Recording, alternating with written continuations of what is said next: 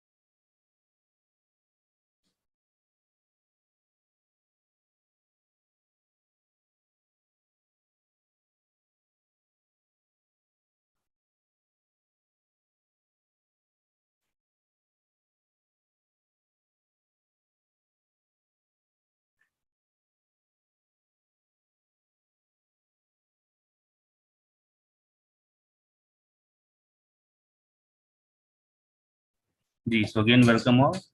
Okay, so Sundar bhaiya, we can start, I think. Yeah. हाँ. And so welcome one and all in this family reunion of our weekly follow-up of SIP module 2 holistic human health. I like to welcome our near and dear Sundar bhaiya with us. Ji Sundar bhaiya, namaste. What we are going to discuss today? Today we will speak about gut health. Oh no, nice. Over to you bhaiya. Namaste, welcome. Okay.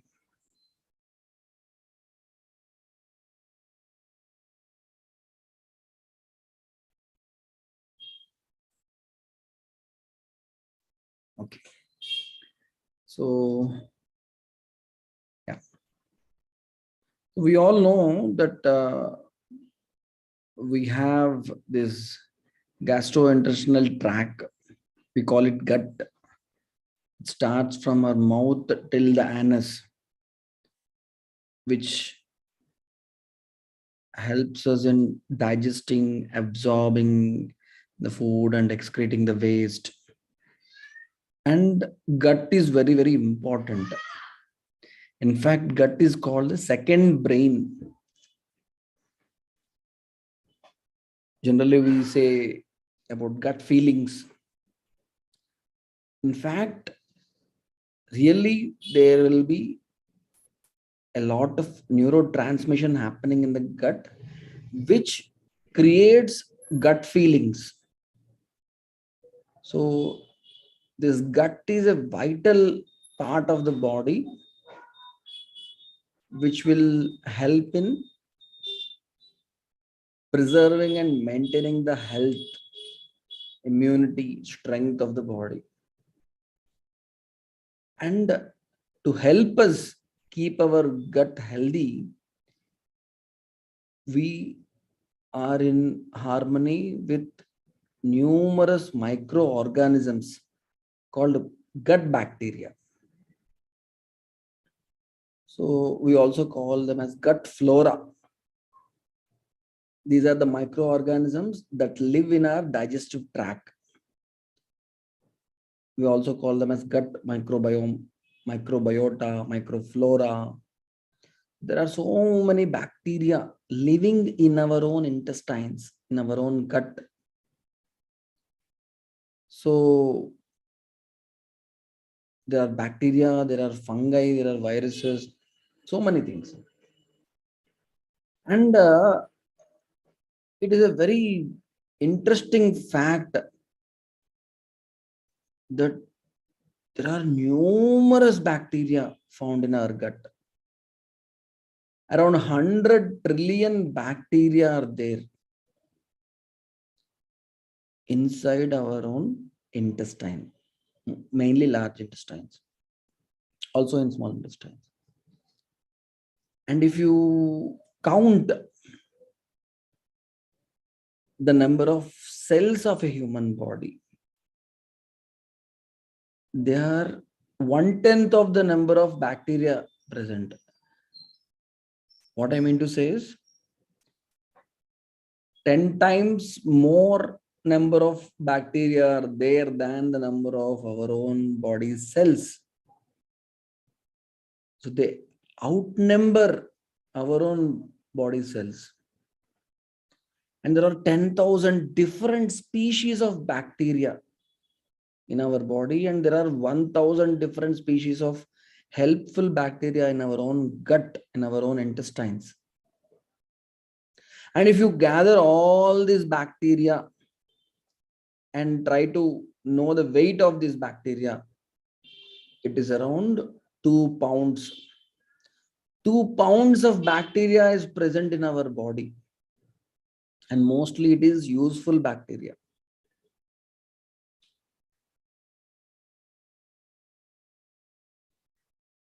If you count the stars in the Milky Way galaxy, the number is much, much lesser than the number of bacteria present in our own gut. 300 times more bacteria are there in our gut than the number of stars in the Milky Way. So bacteria are there in the intestines, the whole digestive tract, they are there. And apart from that, bacteria are also there in our skin, in our mouth, in our nose, in our ears, in our eyes, in our genitals, in our respiratory tract, lungs. Everywhere you can see bacteria, and many bacteria are useful bacteria. There are different kinds of bacteria, and they interact with each other. Sometimes they compete with each other, but sometimes they help each other. One species produces some waste, and that is a food for another species of bacteria. So different ecosystems are present in different parts of the body, and different conditions inside our body. Inside our stomach, conditions are different. Inside our large intestine, conditions is different. Inside our small intestine, condition is different. Inside our nose, inside our ears, conditions are different. According to the place, according to the conditions, different kinds of bacteria thrive and they live. And if there is any disturbance in the equilibrium of these bacteria, then we'll find a lot of disturbances in our own health. Because we need these bacteria. These bacteria help us in regulating our immune function, our capability to defend ourselves against infections is being enhanced by these bacteria. And these useful bacteria prevent the growth of harmful bacteria, harmful viruses, harmful fungi. They will also help in fermenting the indigestible food. A lot of food will not be digested. So whatever food is not getting digested, it will be fermented and it will be excreted. And that will be helped by this bacteria. These bacteria also help us in producing a lot of nutrients like vitamin K2, a large number of B vitamins, short chain fatty acids. So all these things will be produced with the help of these bacteria. And these bacteria will also help in influencing so many hormonal production of these hormones inside our body can be influenced by these bacteria. Production of many neurotransmitters happen in our gut. That is the reason why we call our gut as the second brain. Lot of neurotransmitters will be produced in our own gut.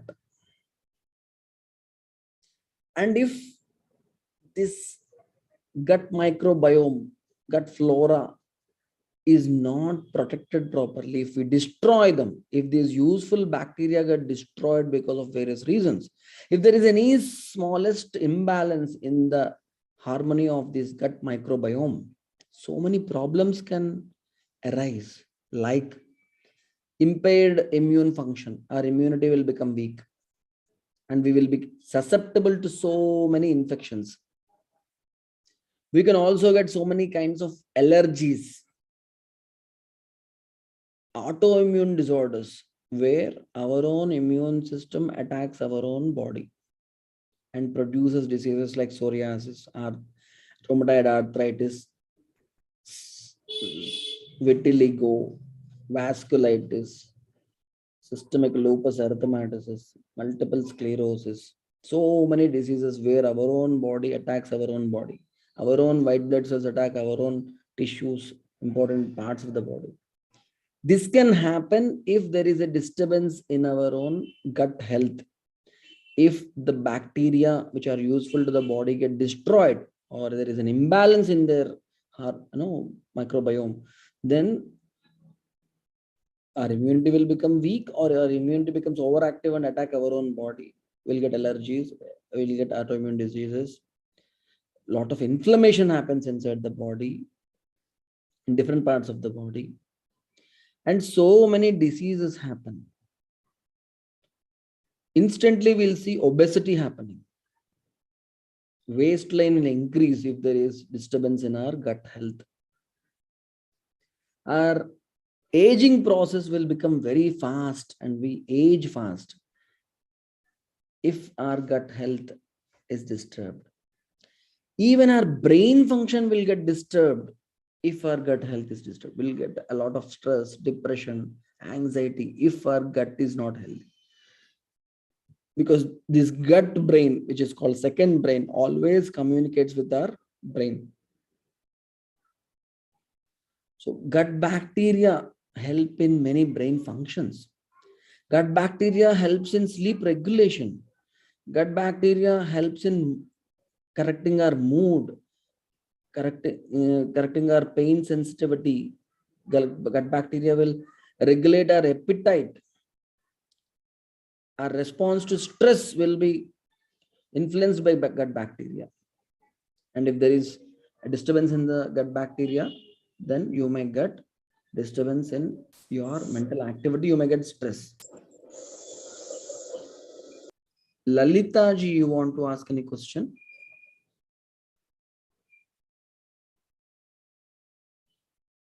Yeah, Tari, namaste. Bhaiya, namaste. Namaste. No, Bhaiya, I just by mistake it came like that. I was reasoning the content, Bhaiya. No problem. No problem. No. After completion that, I'll ask. Okay. Thank you. Thank you.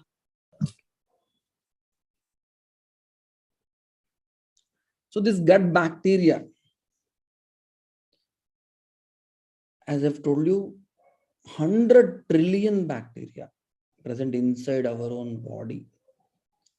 So how do they enter our body? It happens at our birth.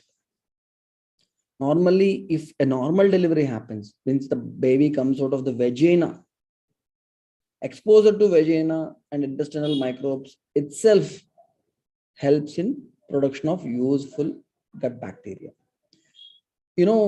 If the child is born out of C-section, cesarean section, then the bacterial exposure will be very less.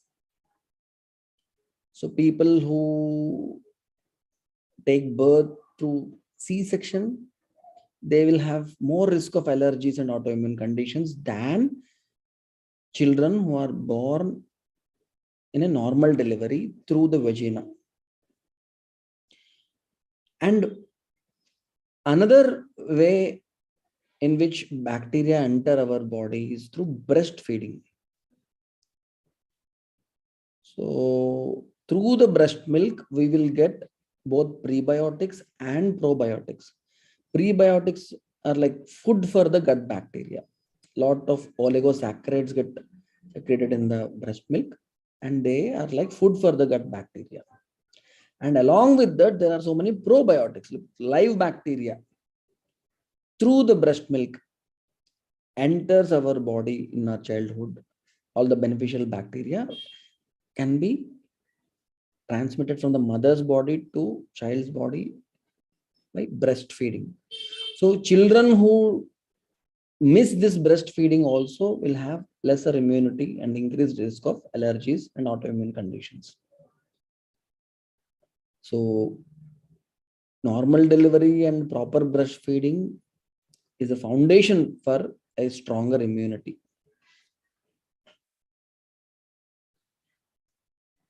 So why this imbalance happens inside our own body? What is the reason for destruction of these useful 100 trillion bacteria which are helping us in so many ways? What can cause the disturbance? The most common cause is antibiotic use. Even at the age of 1 or 2 or 3, kids are being prescribed very strong antibiotics. So these antibiotics, of course, they are necessary when there is a lot of infection. But nowadays, antibiotics are being used like anything, more than what it is required. So these antibiotics, they will kill the harmful bacteria. Along with that, they will also kill all the useful bacteria in our gut. So when we lose our useful bacteria, our immunity decreases, and then we'll get more infections and we lose more antibiotics, and then they will further destroy the useful microbiome in our gut. So this is a vicious circle. When you take antibiotics, they destroy the useful bacteria. When the useful bacteria gets destroyed, our immunity becomes weak, and then you are exposed to more infection. You will take more antibiotics. They will destroy more useful bacteria. It's a vicious circle. So this is one reason why there can be a disturbance in the gut bacteria, gut flora. Another important reason is like we use a lot of antibacterial soaps and cleaners, and we don't like to get dirty. Previously, children used to nicely play in the mud. We used to drink normal water without any kind of purification. Nowadays, we are using so many, sanitizers and all those things, which will also kill useful healthy bacteria. Sanitization is important because we need to protect ourselves from harmful bacteria, but protection can also happen with a strong immunity. Professor Rekha raised her hand. You want to ask any question, madam?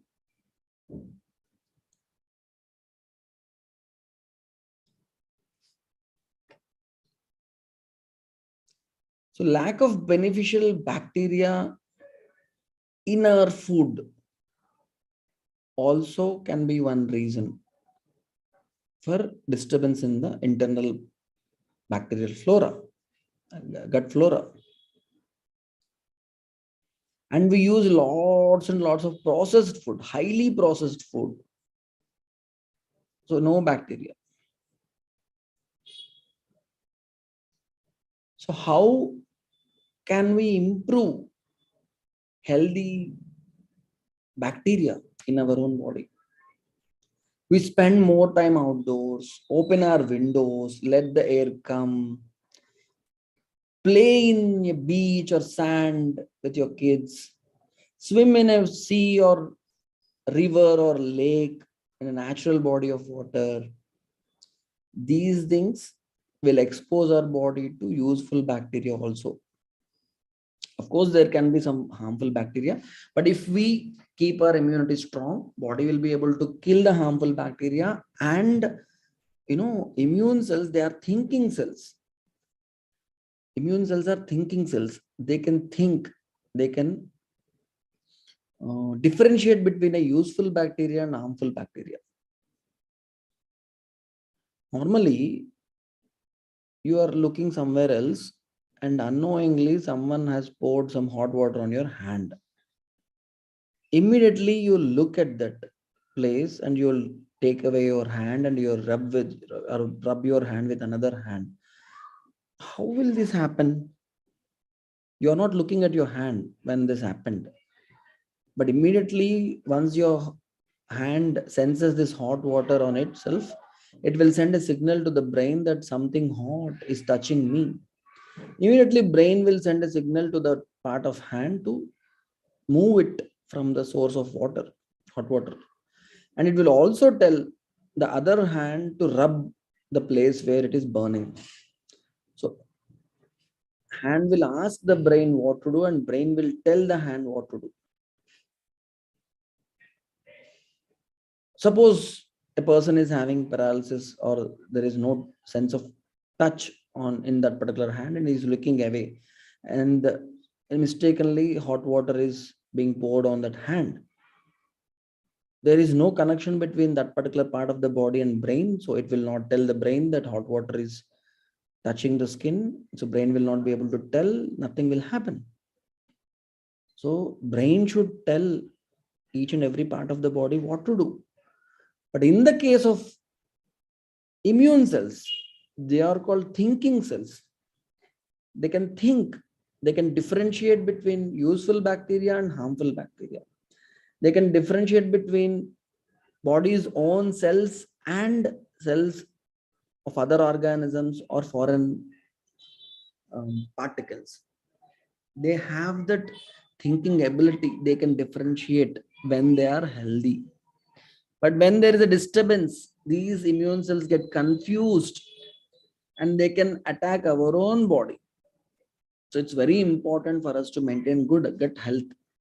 So even if you play in water or sand or stay outdoors or drink normal water or let the fresh air come in without any air purification, even if all these things happen, good and bacteria enter your body, bad bacteria will be killed by the immune cells and good bacteria will flourish. This will happen. So we can change the gut microbiome if there is a disturbance. How do we know that there is a disturbance? Lots and lots of symptoms. Like initially, you will see that there is a lot of indigestion, belching, gas production, constipation, or diarrhea. All these things are indications of disturbed gut flora. And such thing happens. It also again leads to so many other diseases: obesity, diabetes, autoimmune disorders, lot of stress, weakness, mental disturbance, irritability. All these things are indications that gut health is not good. So it's very important for us to correct our diet. When you take a lot of fiber, this fiber is a food for gut bacteria and they'll eat that fiber and flourish and increase in number, healthy, friendly bacteria. So we need to include more and more fiber in our food. We need to take whole plants as sources of fiber, like vegetables, fruits, whole grains, all kinds of millets, pulses, legumes, beans, nuts, seeds, all are good in nourishing the helpful bacteria. So if you are taking more and more fiber in your diet, you are reducing the risk of obesity, reducing the risk of heart diseases, reducing the risk of cancer. So normally fiber is two types. One is fermentable fiber, which is a food for gut bacteria. So it is present in nuts, fruits, vegetables, um, different kinds of fruits like apples, bananas, and other grains, oats, beans. All these things contain fiber, which can be a food to your bacteria. That is called fermentable fiber. Of course, there is non-fermentable fiber, which is present in other grains and other fruits and other vegetables, which will increase the bulk of the stool. And fermentable fiber will help in feeding the bacteria. So most of the plant foods which we have will have a combination of soluble fiber and insoluble fiber. Soluble fiber will be food for the bacteria.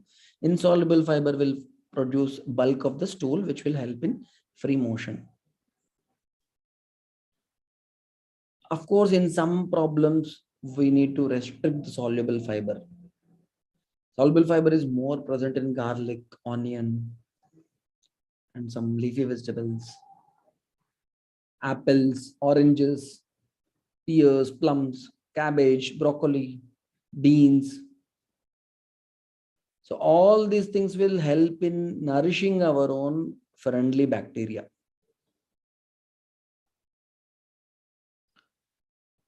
So we need to understand that body has this response called inflammation. Wherever there is some injury, wherever there is some disturbance, there will be inflammation.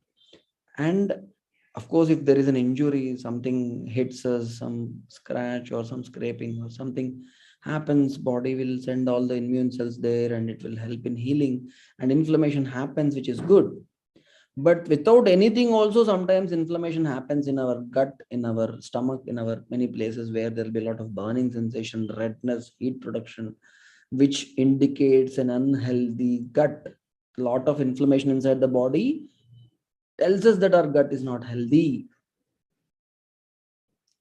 So when you eat lots and lots of plant-based foods, it will reduce the inflammation. And gut bacteria will feed on the plant-based fiber and they will reduce the inflammation inside the body.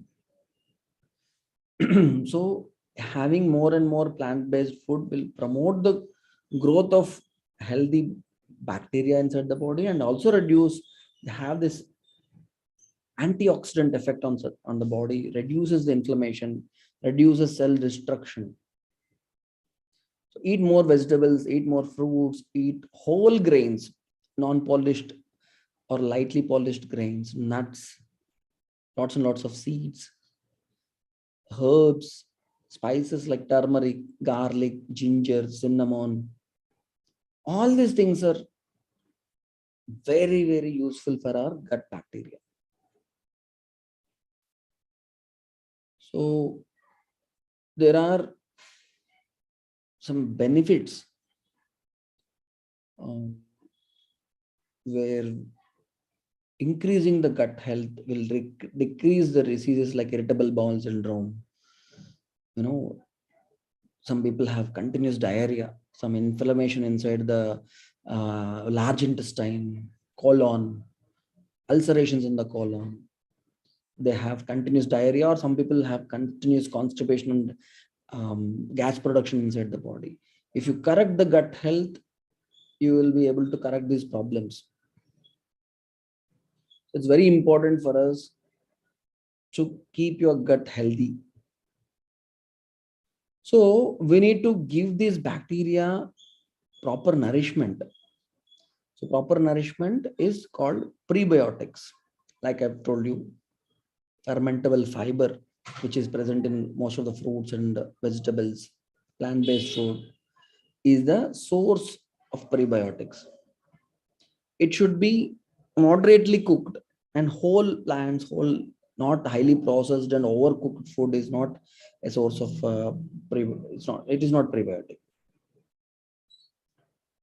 So it is very important for us to choose prebiotics. Even curd, buttermilk, all these things will nourish the bacteria. And they also contain some helpful bacteria. Lot of probiotics are available in the market in the form of pills, syrups, and tonics. But I strongly recommend usage of natural probiotics, natural prebiotics. Those are the things which will help in um, better gut health than some medicines. Fermented foods like yogurt, curd, you know, um, and minimal usage of pickles. All these things, this fermentation also produces some useful bacteria, and these things act as probiotics. They have some helpful bacteria. It's very important for us to use dairy products and more vegetables and fruits to maintain the harmony inside our own gut bacteria. But if you use lots and lots of artificial sweeteners, lots and lots of sugar, lots and lots of carbohydrates, that will destroy the microbiome. That will destroy the useful bacteria. Foods with lots and lots of pesticide residues. Nowadays, farmers, many of them are using natural fertilizers and natural pesticides to do natural farming. If you can get that kind of vegetables and fruits, that is the luckiest thing to have. That is the best gift to your family members. But if you are having food items, vegetables and fruits produced with chemical fertilizers, they will destroy the bacteria. So it's very important for us to find the source of vegetables and fruits which we are getting nowadays. Because we are lucky enough to have so many farmers who are doing natural farming, it's very important for us to look for that source. So we need to understand that in our body, only 10% of cells are our cells. 90% are bacterial cells. 90% inside our body is bacteria. 10 times more than our own cells, we have bacteria. So 90% of our cells are bacteria. So they are always helping us. They are helping us stay healthy. They are helping us by not allowing harmful bacteria to grow in our body. They are helping in so many ways. So it is our duty to feed those bacteria. Because we are dependent upon them, we are also responsible towards their well-being. So eat more vegetables, more plant-based diet, different. You need to aim for diversity, not just one kind of vegetable which you like, not just one kind of grain which you like, not just one kind of pulse which you like. Different legumes, different vegetables, different fruits, which are naturally available in your own location, which are seasonal fruits, seasonal vegetables. Aim for that kind of food. And don't take these highly processed foods, junk foods, packaged food with flavor enhancing agents, foods with lots and lots of chemicals, preservatives. Don't use such food that is poison to the gut health. Vitamin D is also very important part of our immune system. It regulates our immune system. And many people have vitamin D deficiency. And if we have less vitamin D, then our gut microbiome will get disturbed. So if we want to preserve our good bacteria inside our gut, reduce the inflammation in the gut, we need to take more and more vitamin D. How do we get this vitamin D? Very simple. Spend some time in sunlight. Go out, play, do gardening, do cycling, walking, something. Expose your body to sunlight and you will get vitamin D. Of course, food items like milk and cereals also contain vitamin D, but you need sunlight for proper production of vitamin D. So if your vitamin D is good, then your gut health is good, gut bacteria will be happy, and you will be healthy. Another important factor which will affect your gut microbiome is your circadian rhythm. Circadian rhythm is your body's internal clock, which we have discussed earlier. Even those bacteria present in your gut also have circadian rhythm. So if you have a healthy sleep wake cycle, then your bacteria also will have healthy circadian rhythm. But if you are sleeping very late and getting up very late, then the microbiome which is present inside your gut will get disturbed. Their circadian rhythm will get disturbed because your body's circadian rhythm is getting disturbed. So there will be risk of obesity and so many other chronic lifestyle diseases if your circadian rhythm is disturbed. So it is very important for us to sleep in time, get up in time, eat in time, exercise in time. All these things contribute towards the health of our gut bacteria. Even if your sleep wake cycle is disturbed from very long time, don't think that you will not be able to correct it. You will be able to correct it even now. Even after years of wrong practice, you will be able to correct your sleep wake time. And once you do that, instantly you'll be able to increase the health of your gut bacteria, and that will in turn increase your immunity. So correcting your circadian rhythm is very important. You should not expose your body to artificial light. After 9 o'clock, it is always better, at least by 9:30, 10, you should switch off all the lights in your house. Don't expose your body to artificial light, and spend time in outdoors and expose your body to natural light, sunlight. That will correct your circadian rhythm. Eat food in time. Have breakfast before 8. Have lunch before 12 or maximum 1. Have dinner before 7. By this time, you should have completed your dinner.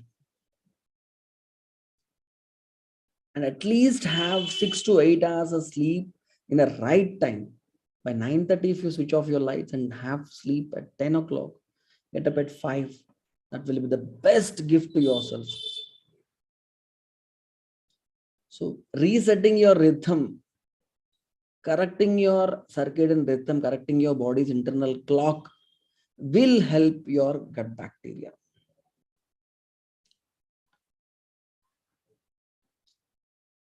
So if any one of you or your parents, your family members are experiencing a lot of constipation, lot of diarrhea, a lot of gas production, lot of stress, lot of disturbance, all these things can be because of disturbance in the gut bacteria. So it is very important for us to have a lot of fiber, lot of water, do a lot of physical activity, reduce stress. All these things will help our gut bacteria. And it is very important to properly cleanse your gut, remove the waste from your gut. And small insignificant things like the way you sit when you empty your bowels also contribute towards your gut health. Indian style of having your bowel movement, sitting in a squatting position, will help in strengthening your gut, removing all the waste from your intestines, emptying your bowels easily. Squatting, sitting in Indian style in your bathroom, it will reduce the risk of constipation, hemorrhoids, and so many other intestinal problems like diverticulosis. So Indian style of squatting is the best way, and this Western style, unfortunately, is not at all helpful. So it's very important to correct your toilet posture to strengthen your gut bacteria. So try to have a very healthy lifestyle, healthy diet, eat whole grains, natural vegetables, fruits, high source of fiber. At least consume 20 to 30 different plant species every week. That is very important. And also include fermented foods like curd and buttermilk and little quantity of pickles in your diet. And avoid intake of highly processed foods, junk food, food with preservatives, food with artificial sweetness, sugary foods. Avoid them. And of course, try to reduce your stress. Again, it's a vicious circle. If you have more stress, your gut bacteria health will decrease, and when your gut health gets disrupted, you'll get more stress. So it's very important for you to connect with your friends, with your family members, live happily, prioritize life, do some physical activity, spend more and more time outdoors. Don't spend indoors with all your windows closed. Sleep in time, get up in time, correct your circadian rhythm.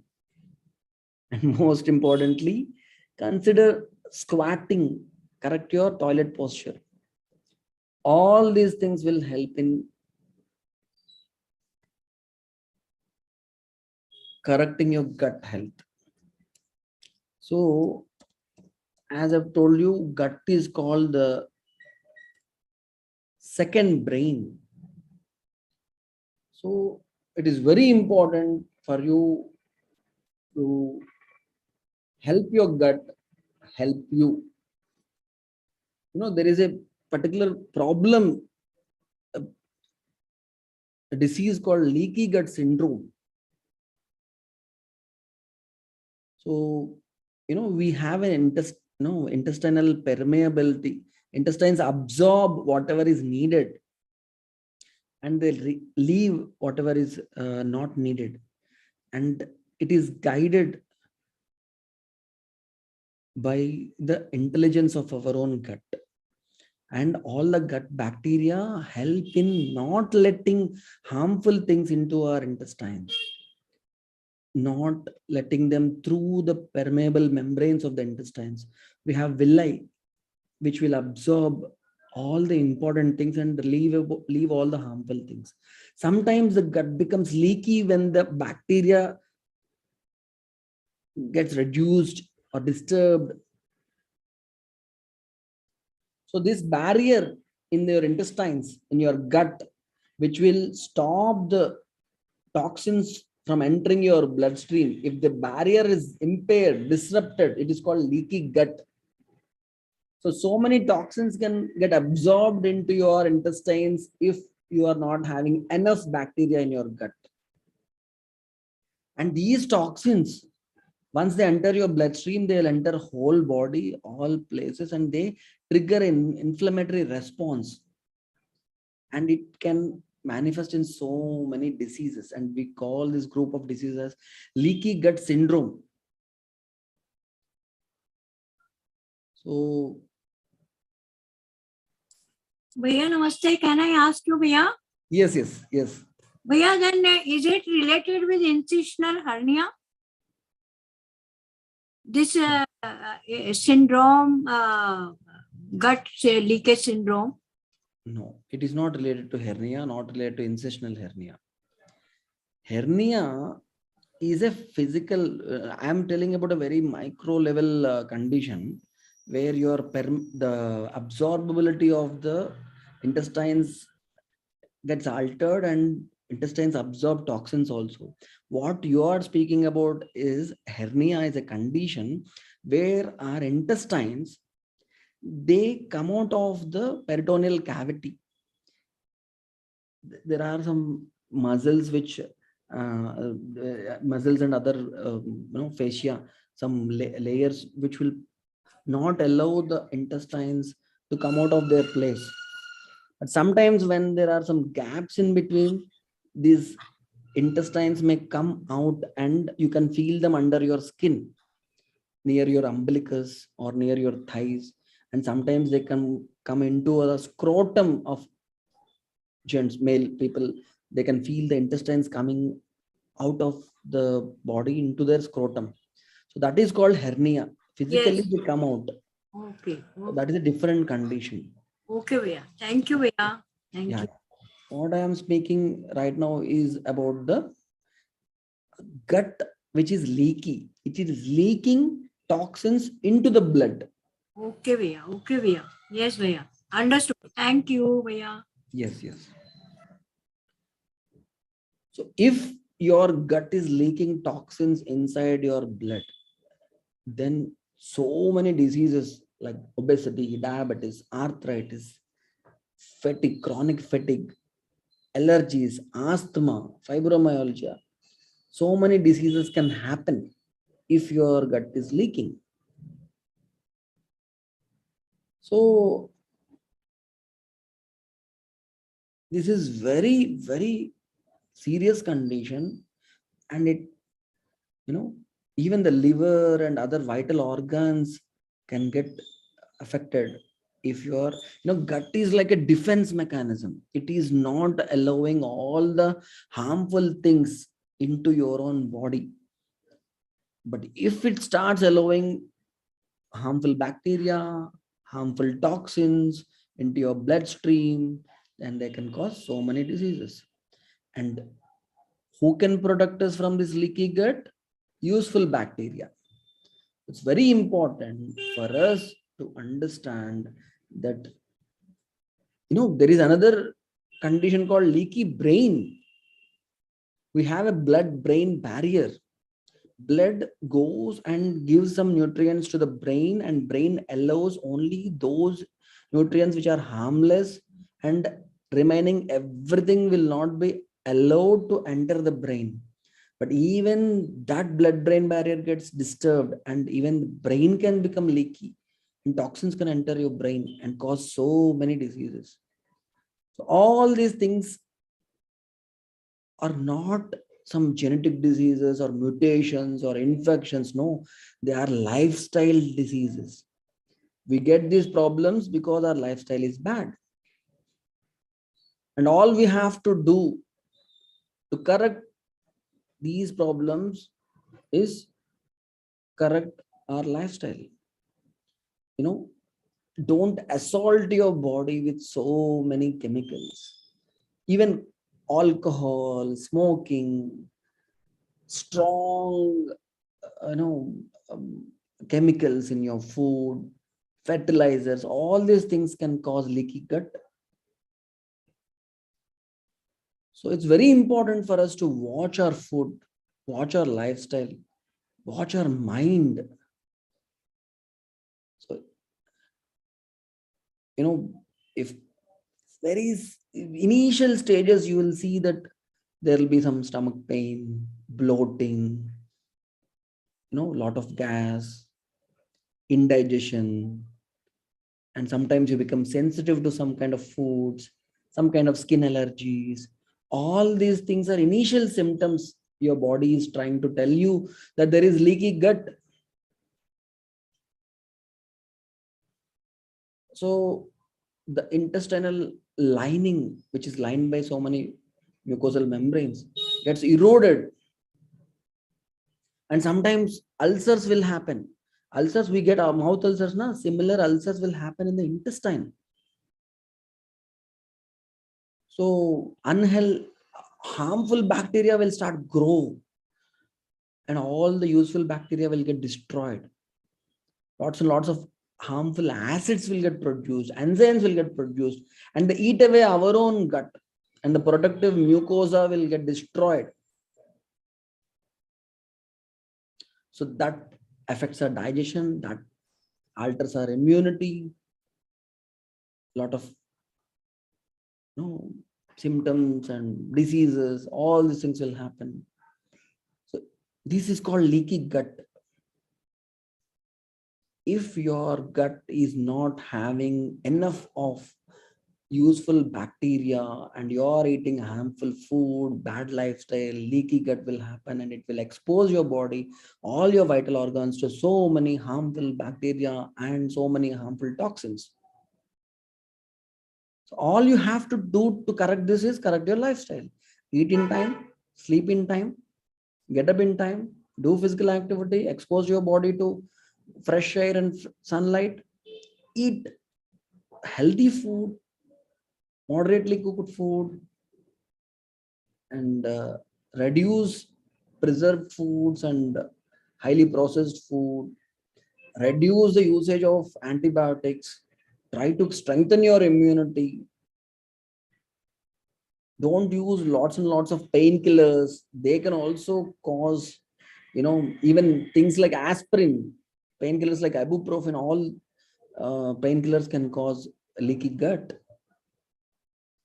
So it's very important for us to observe symptoms like a burning feeling inside your gut, some pain, frequent diarrhea or constipation, gas, bloating, low energy, depression, and all these things are indications that there is some problem in your gut.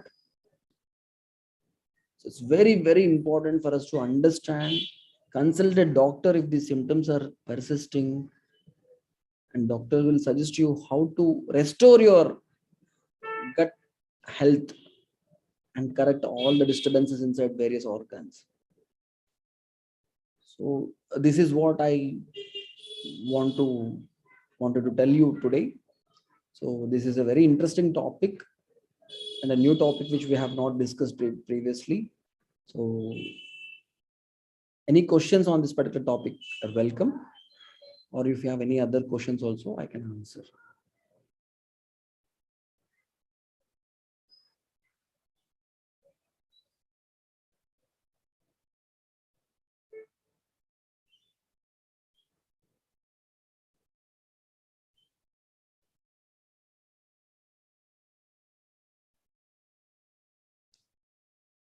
So if you want to ask any questions, you can switch on your mic.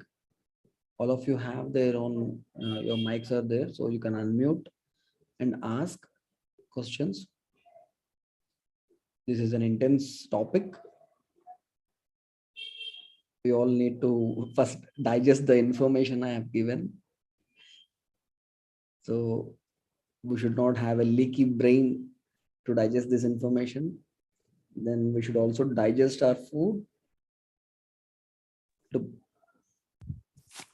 Hello, sir. Yeah, hello, Amresh ji. Yeah, sir, I just wanted to clarify the preparation that they do in the house, like vegetables being brought like for a week and all that, the preserve, na? What is that going to lead? Is it advisable or should we avoid? See, normally vegetables which were grown without a lot of pesticides, they stay good for a longer duration, 5 days, 6 days, like that. They will not get spoiled. Okay. Vegetables produced by a lot using a lot of pesticides and chemical fertilizers, they get spoiled easily. Right. Of course, keeping them in refrigerator for 2 or 3 days, that is okay. Right. Uncooked vegetables. Yeah, okay. Uncooked only. Yes. But if you cook them and then keep the curries and all in that is the main source of diseases. Okay. And nowadays there are so many other unique ways I'm seeing in so many videos and all. People are just using what you call earthen pot. Yeah. They're putting this earthen pot in a bag of sand, and this sand, they are frequently watering the sand. Inside the earthen pot, it is dry.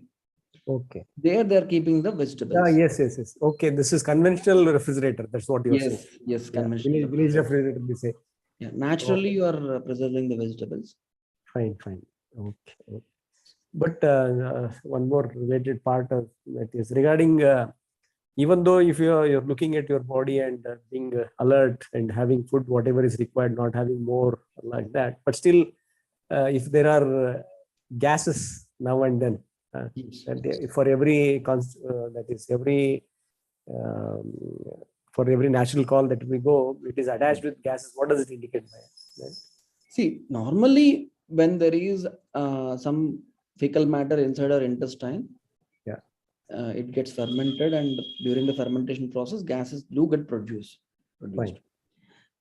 Okay, but if the gases are too smelly, Yeah. Okay. No, no. that Yeah. indicates some disturbance. Right. Part without any smell is not harmful. It is Okay. harmless. Yes. Thank But you. overproduction of gases, Yeah. that again is a warning signal. Oh. Drinking hot water regularly also will improve the gut health and reduces the production of gas. Lukewarm Drinking water. That's what they lukewarm say. water. Yeah. And water, while you heat the water, you can add spices like ginger and jeera. Okay. They also reduce the production of gases and All increase. time this can be used or only some specific Any time you can use jeera water, ginger water, lukewarm water. Sir. Lukewarm water. lukewarm water. Always you can drink hot water. Okay. Okay. If anyone is there from Kerala, they know very well that they drink always hot water only. Okay. Even if you go to a hotel and ask for water, they will give hot water.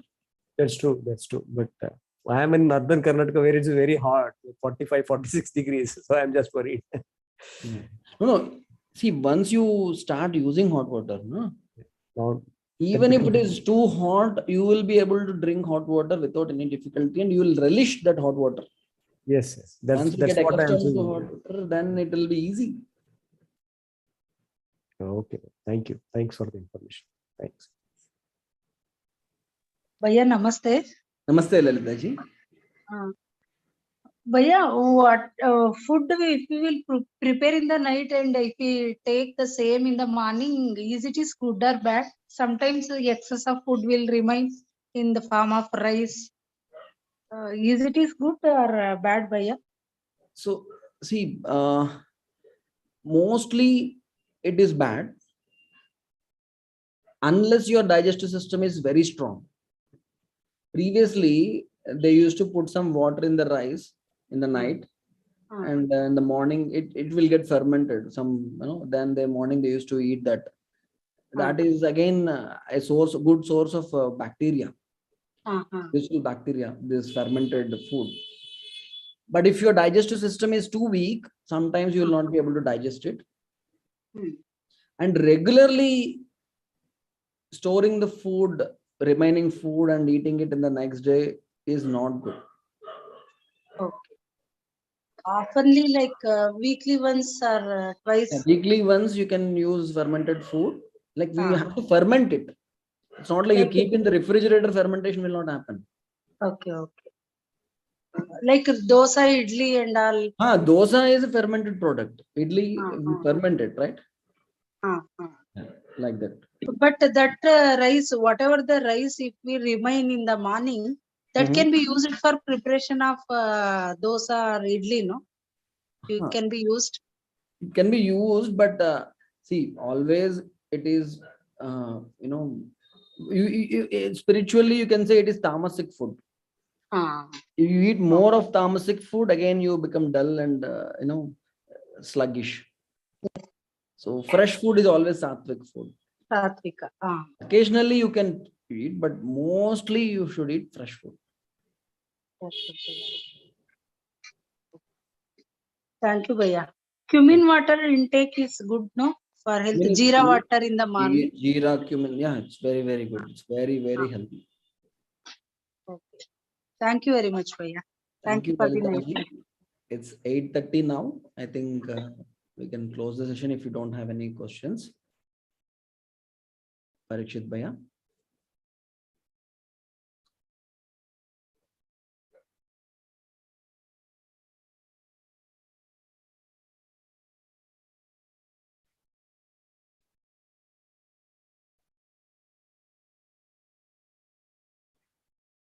Parikshit Bhaiya, I think we can close the session. Thank you so much for your patient listening. It's a extensive topic. Lot more is there to cover regarding the gut health. and the relationship between gut and the brain. Gut is called the second brain. That is a totally different topic. Second brain and the first brain's communication, how to do that. We will cover that particular topic some other day. Today is more about how to correct our, how to nourish our gut flora and keep ourselves healthy. Thank you so much for your patient listening. Thank you so much. Thank you, Sundar Bhaiya, for the interactive and informative session. And certainly we will continue the discussion for the next upcoming subsequent Fridays also. So thank you everybody for participation. Thank you. Namaste. Namaste. Namaste. Thank you. Namaste, Bhaiya. Thank you. Namaste. Thank you.